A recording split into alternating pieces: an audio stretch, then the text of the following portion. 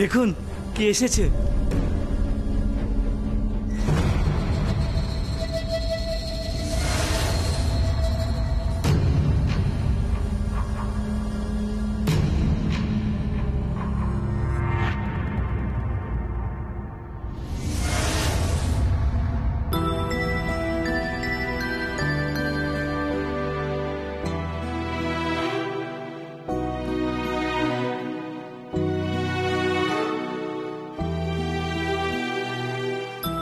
তোরা এত বছর পর, আমি সত্যি দেখছি নাকি স্বপ্ন? মা, মৌ,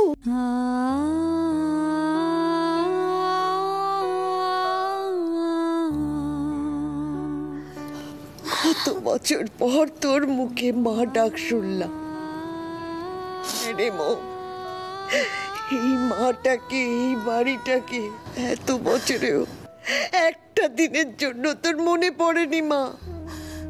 পড়েছে মা, রোজ মনে পড়েছে, সবার কথা মনে পড়েছে, কিন্তু এই বাড়ি থেকেই তো আমার এই বাড়িতে আসার পথটা বন্ধ করা হয়েছিল। বলো, কেমন আছো তোমরা? ভালো থাকবো বলেই তো মহার হাতটা ধরেছিলাম। আপনি নিজেই ওকে জিজ্ঞেস করে দেখুন না ও কেমন আছে।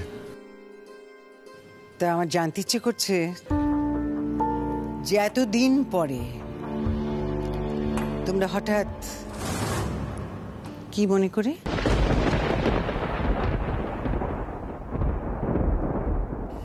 না না বড় বৌদি, তুমি ভাবছো যে এতদিন বাদে তোমার ননদ মানে এবারই ত্যায্য মেয়ে নিজের কোনো দাবি জানাতে এসেছে? না না না, আসলে বাবা আমাকে এ বাড়িতে আসতে বারণ করেছিল, সে কথা আমি এতদিন মেনে চলেছি, কিন্তু ওই হঠাৎ করে অর্জুনের বিয়ের এঙ্গেজমেন্টের খবরটা পড়লাম পেপারে। আমি তো ওকে কোলে পিঠে করে মানুষ করেছি, পিপি হলেও মায়ের মতোই ভালোবাসতাম ওকে। আজকে ওর বিয়ের খবরটা পেয়ে আমি আর থাকতে পারলাম না গো। আমার ওকে দেখতে বড্ড ইচ্ছে করছিল, তাই একবার তোমাদের সবাইকে দেখতে আমি চলে এলাম। আমি বারণ করেছিলাম ওকে, আমি বললাম, ও শুনলো না। মানে এমন এমন কান্নাকাটি জুড়ে দিল যে আসলে এত বছর ধরে দূরে থাকার চাপা কষ্টটা বোধহয় বাঁধ মানেনি। এই বাড়ির দরজায় এসে দাঁড়ানোটা আমার পক্ষে খুবই অস্বস্তিকর, কারণ আমার জন্যই তো মৌহাকে এই বাড়ির সমস্ত লোকের সঙ্গে সম্পর্ক চুকিয়ে বেরিয়ে যেতে হয়েছিল। তোর বাবা চলে গেলেন, তখনও কোনো খোঁজ খবর নিসনি, একবার আসিসনি, খবর নিশ্চয়ই পেয়েছিলিস। মা, বাবা আমাকে ত্যায্য করার সময় কি বলেছিল তুমি বোধহয় ভুলে গেছো। বাবা বলেছিল আমি যেন বাবার মরা মুখ দেখতেও না আসি। আমার যে হাত পা বাঁধা ছিল মা, তোমার জামাইকে জিজ্ঞেস করো, আমি রাতে ঘুমোতে পারতাম না, খেতে পারতাম না, সব সময় তোমার কথা মনে পড়তো, বাবার কথা মনে পড়তো।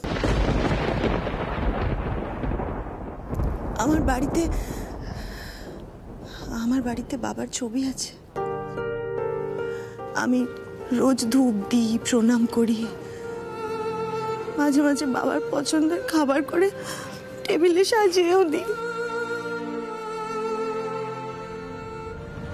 বাবা আমাকে দূরে সরিয়ে দিয়েছিল, কিন্তু আমি তো তোমাদের ভুলতে পারিনি মা।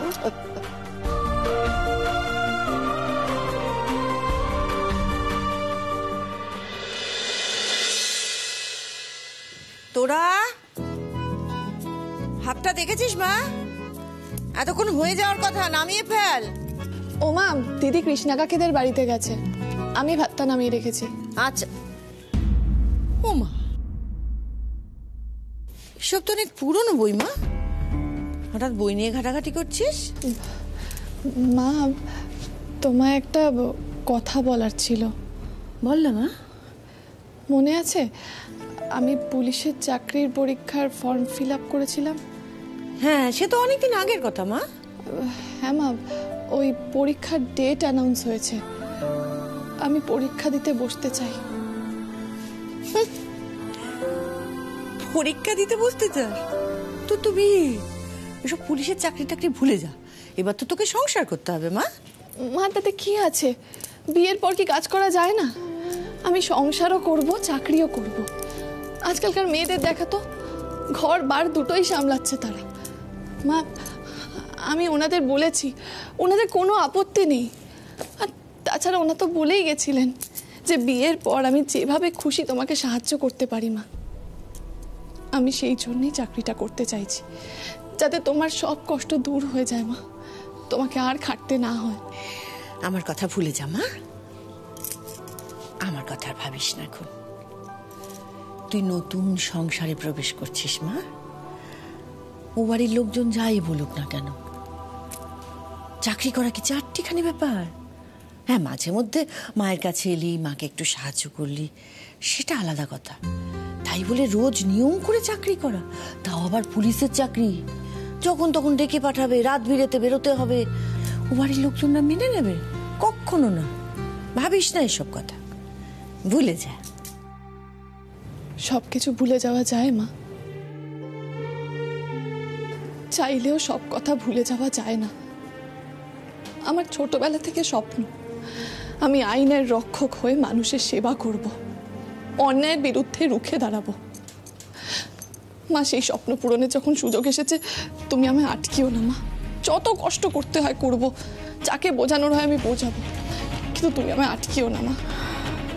জানো না, মেসমশাই আর উনি মানে বিক্রম বাবু, ওনারা আমায় কথা দিয়েছেন বউ ভাতের দিন নিজেরা আমায় পরীক্ষা দেওয়াতে নিয়ে যাবে। সত্যি ওনারা এই কথা বলেছেন? ওনারা যে কত বড় মনের মানুষ, কত উদার, কত মহান, বারবার দেখতে পাচ্ছি মা। আমারও তো খুব ইচ্ছে ছিল তুই একটা কিছু কর, তোর মধ্যে আমি সেই জেদ, সেই অধ্যাবসায় দেখেছি।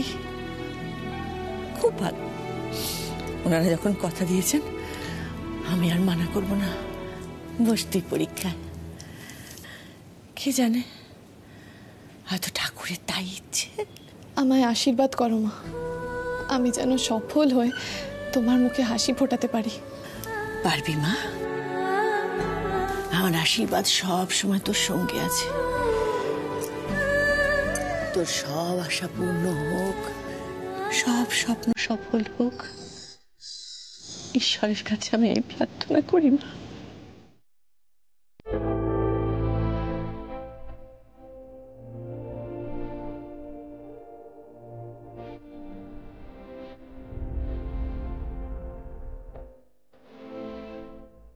তুমি আমার পাশে থাকবে, সারা জীবন আমার হাত ধরে চলবে।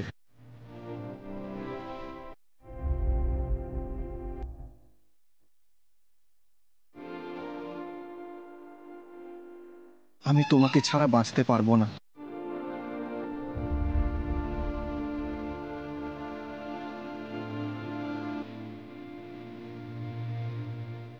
আমি তোমাকে ভালোবাসি।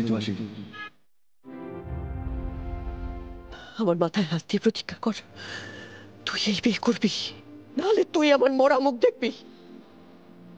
সব আশা পূর্ণ হবে না মা, সে ভাগ্য আমার নয়।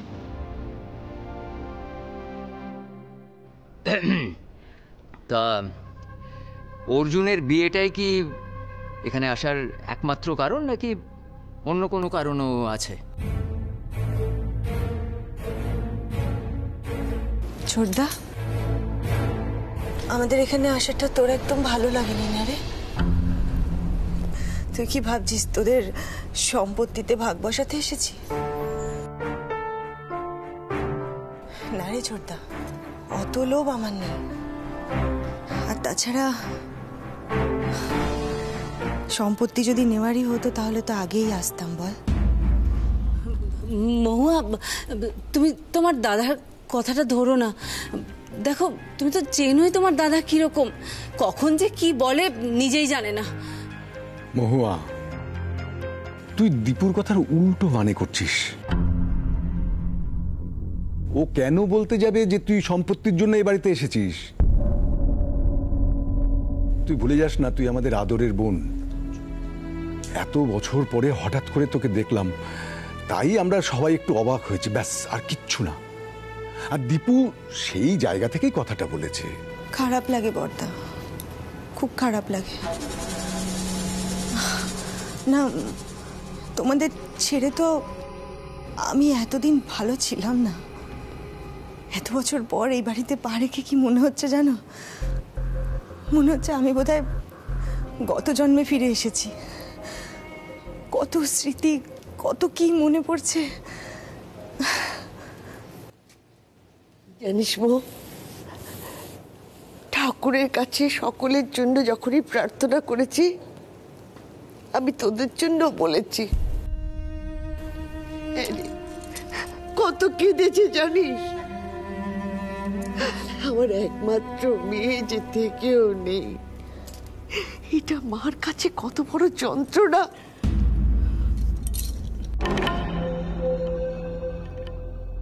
মা বলছি, এখন তো মহুয়া চলে এসছে, আর তো কোনো কষ্ট নেই। হ্যাঁ, যাক বাবা, অর্জুনের বিয়েটার জন্য সব মিলমিশ হয়ে গেল, খুব ভালো হলো। কিন্তু অর্জুন তো চুপ করে রয়েছে, ও তো কোনো কথাই বলছে না। কি অর্জুন, তুমি খুশি হওনি আমরা ফিরে এসেছি বলে? না না, আমি খুব খুশি হয়েছি তোমরা এসছো। আচ্ছা অর্জুন, তুই কত পাল্টে গেছিস রে। হ্যাঁ, এই বড় বড় চুল, দাড়ি, তোকে তো রাস্তায় দেখলে চিনতেই পারতাম না রে। আরে এখন তো এটাই স্টাইল, কি তাই না অর্জুন? বাবা অর্জুন, তোর মনে আছে তুই ছোটবেলায় পিপির সঙ্গে জামা প্যান্ট কিনতে যেতিস? পিপির পছন্দই পড়বে, ও কারোর পছন্দ পড়বে না। কি রে, তোর মুখটা এরকম লাগছে কেন? তোর শরীর ঠিক আছে নাকি মন টন খারাপ? মন ভালো আছে পিপি। আর সত্যি কথা বলতে গেলে ছোটবেলার কথা আমার সেরকম কিছু মনে পড়ে না। আর পুরোনো কথা আমি ভুলে যেতে চাই, মনে রাখতে চাই না। আপনার সাথে যেন আমার জীবন আর কোনোদিনও দেখা না, আপনার এই মুখটা যেন সারা জীবনে দেখতে না হয় না। লক্ষ্মী ছেলে আমার। আসলে অর্জুনের একটা চেঞ্জ দরকার, সেই জন্য আমরা সবাই মিলে ঠিক করেছিলাম যে আমরা একটু কলকাতার বাইরে যাব, শহর থেকে দূরে, যেখানে গেলে অর্জুনের মনটাও একটু ভালো থাকবে। ইনফ্যাক্ট মহুয়া, তোমরা আজ এখানে পৌঁছলে বলে আমাদেরকে পেলে, যদি কাল এসে পৌঁছতে আমরা কলকাতার বাইরে থাকতাম। না মা, আমরা কোথাও যাব না, আমরা এখানেই থাকবো।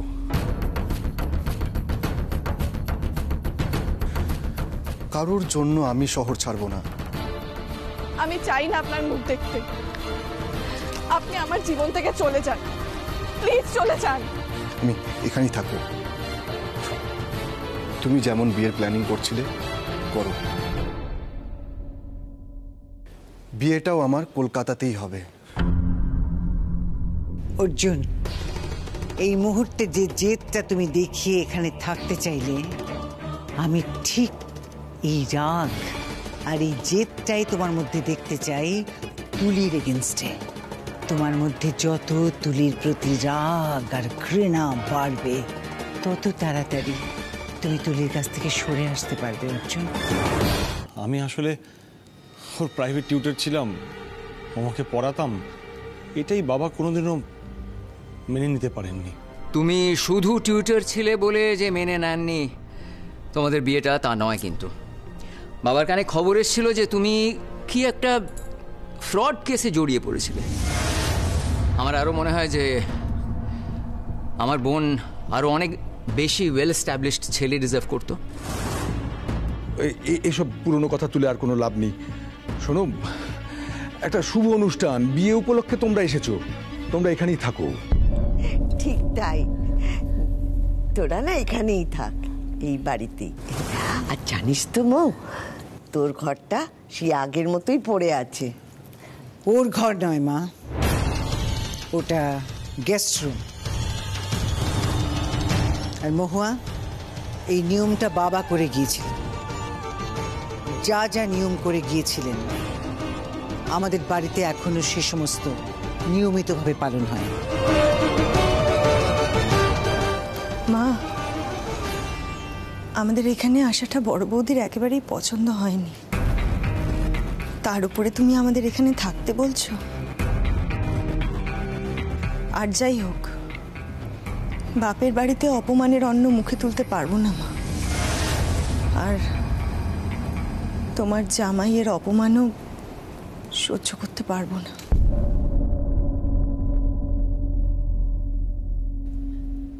কি বড় বৌমা, আমি বলি কি, ওই পুরনো কথা এখন তুলে আর কি হবে বলো তো, থাক না।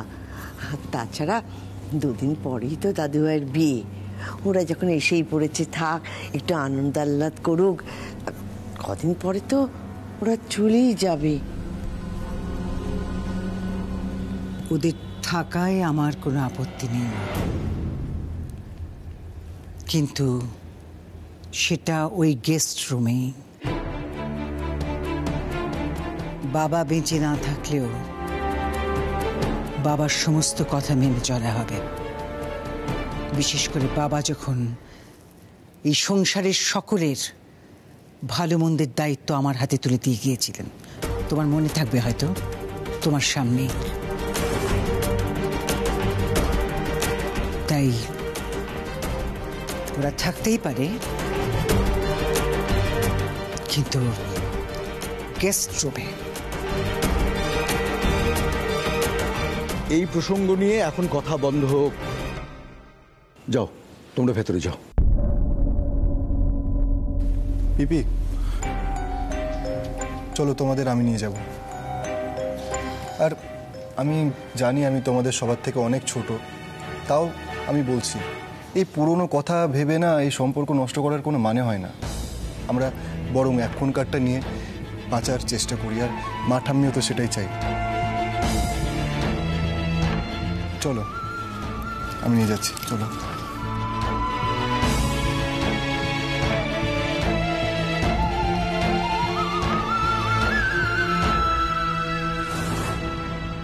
এসো।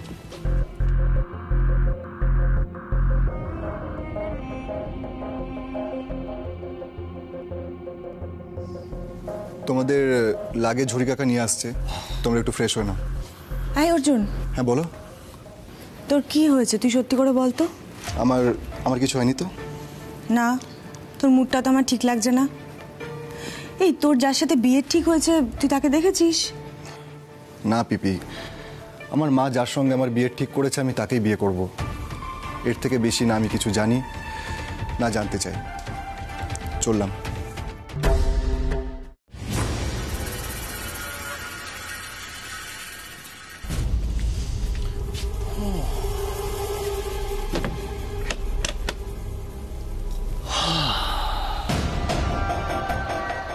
কি বুঝলে হাওয়া কোন দিকে? আমাদের প্রথম চাল একদম ঠিক ছিল। দেখো, বস বাড়িতে এন্ট্রি পেয়ে গেছি। এবার আস্তে আস্তে নিজেদের জাল বিছাবো। কিন্তু তোমার বড় বৌদি আর ছোটদা আমাদের এই ফিরে আসাটাকে ভালোভাবে নেয়নি। ঠিক আছে, কিছু হবে না। মা, বড়দা, ছোট বৌদি এরা তো আমাদের পরে আছে। এরপর দেখো আমার চাল কি হয়। একবার যখন এই বাড়িতে ঢুকতে পেরেছি, আমি সব কিছু ফেরত নেব যা যা আমার থেকে কেড়ে নেওয়া হয়েছিল। চল চল চল চল চল চল চল। হো তুলি মা, হ্যাঁ মা। আমার একটা কাজ করে দিবি মা? হ্যাঁ বলো না। বলছি যে একবার সোনার দোকানে যাবি? আমার খুব ইচ্ছে জামাইদের একটা করে সোনার আংটি আর সোনার বোতাম দেব। মা এত টাকা কোথা থেকে আসবে? না মানে তুমি কি করছো? এসবের তো দরকার নেই, ওরা কিছু চায়নি মা। আরে ওরা কিছু না চাক, আমি কিছু না দিলে মান থাকে নাকি কখনো? আর তাছাড়া আমার কতদিনের ইচ্ছে যে আমি জামাইদের একটা করে সোনার কিছু দিয়ে আশীর্বাদ করব। হ্যাঁ, সেই জন্য আমি বলছি তুই দোকানে যাবি, গিয়ে সোনার বোতাম আর গয়না এগুলো কিন্তু অর্ডার দিতে হবে। হ্যাঁ, তুই পছন্দ করে। কি হয়েছে বাবা? মা এমনি বিয়ের এত খরচ, তারপরে তুমি আমার সোনার কিনছো, তোমার উপর চাপ পড়বে না বলো? সব ভাবিস না তোরা, সব ঠিক আছে, আমি সব ব্যবস্থা করে নেব। না মা, ভাবতে হবে। দেখো আমাদের সাধ্য মতো যেটা করা সেটা করব, তার বাইরে কি কিছু করা? আচ্ছা আচ্ছা শোন, আমি বলি, আমি ওই পাড়ায় যে মহিলাদের লোন দেয় না, ওখান থেকে খানিকটা টাকা লোন নিয়েছি।